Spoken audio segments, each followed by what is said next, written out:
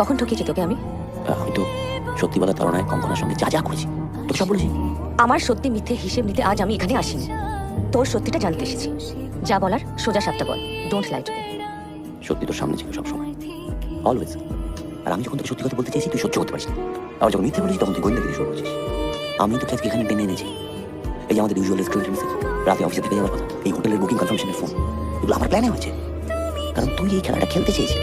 ওদের পিছনে ফলো করে তাকে রেড হ্যান্ডেড ধরার মধ্যে একটা অ্যাড্রিনালিন রাশ আছে না, একটা ইগো স্যাটিসফ্যাকশন আছে। হ্যাঁ, তোর সত্যি সহ্য করতে পারিনি বলে তুই এত কথা শোনাচ্ছিস। ওই কথাগুলো কি সহ্য করার মতো? তুই কঙ্কনাকে নিয়ে কোথায় কি করে বেড়াচ্ছিস তুই বলবি আর আমি শুনবো? কখনো রাত বিরেতে গাড়িতে, কখনো ওর বাড়িতে। তোদের নির্লজ্জ তার ডেসক্রিপশন আমাকে মেনে নিতে হবে? একটা বাচ্চা মেয়ের সঙ্গে রগরগে বেডরুমের ডিটেইলস আমাকে শুনতে হবে?